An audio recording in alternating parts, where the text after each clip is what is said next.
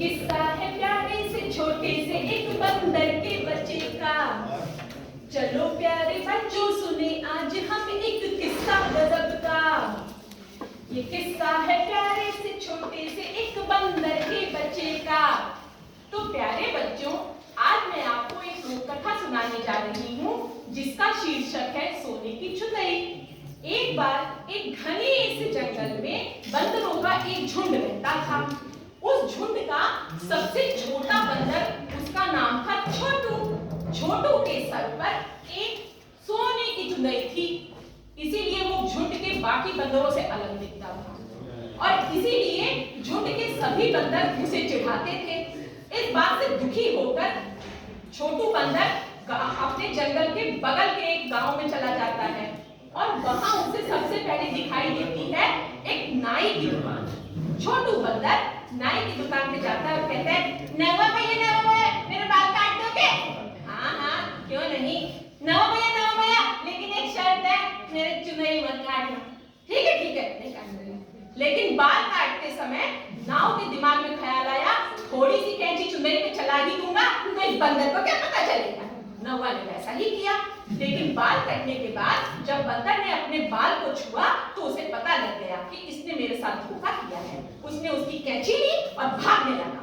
तुरंत नौवा ने कहा, ए बंदर भैया मेरी कैंची कहाँ लिए जा रहे हो? बंदर बोला, सुन भैया, सोने की चुनरी तू ली है तो हर कैंचिया हम ली है।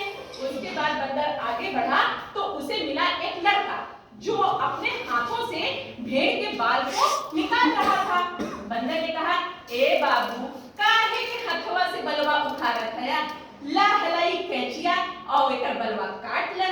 लड़का खुश हो गया, लड़का कैंची लेके बाल काटने लगा। बंदर ने झटपट उसका कम्बल उठाया और भागने लगा।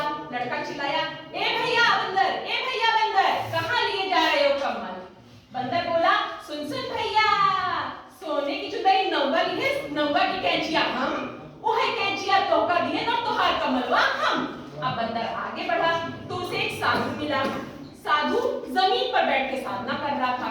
बंदर ने साधु महात्मा को जगाया और कहा, महाराज आप जमीन पर क्यों बैठे हैं? लीजिए ये कम्बल और इस पर बैठ के साधना करिए। साधु महाराज खुश हो गए, बोले लाओ बच्चा, और उस पर बैठ गए। जैसे ही साधु महाराज ने आंखें बंद की, बंदर ने झटपट उनका शंख उठाया और वहां से भागने लगा। महाराज की आंखें खड़बड़ाने से खुल गई। बोले, ए बच्चा, तुम मेरा शंख लेके कहां जा रहे हो? बंदर बोला, सुन बाबा, सोने की चुनरी नौवा ली है, नौवा के कैंचिया हम, उहे कैंचिया डरिया के दिए न रोकर कमरवा हम, उहे कमरवा आग के दिए न और आग के शंखवा हम। अब बंदर पहुंचा जंगल में और इस पेड़ से उस पेड़, इस डाल से उस डाल, पी पापू। अब जंगल के सारे बंदर इकट्ठा हो गए और छोटू को घेर कर पूछने लगे, छोटू भैया बताओ ना कैसे तुमको मिला ये शंख? छोटू ने भी भाव लगाया और कहा, आज बताता हूँ कि मुझे शंख कैसे मिला। सबसे पहले अपने अपने बदन को पेड़ के तने पर खूब रगड़ो, ऊपर नीचे दाएं बाएं आगे पीछे। उसके बाद जो पत्थर उठा के बजाओगे वही शंख बज जाएगा।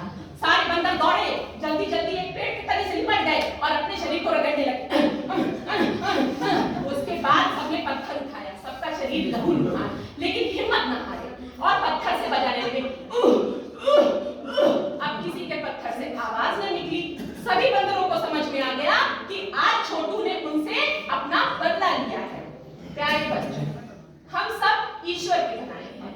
कोई छोटा है, कोई बड़ा है, कोई गोरा है, कोई काला है, कोई लंबा है, कोई मोटा है, लेकिन हमें किसी के लिए किसी भी प्रकार के दुर्वचनों का प्रयोग नहीं करना चाहिए, क्योंकि हम सब तो ईश्वर के ही बनाए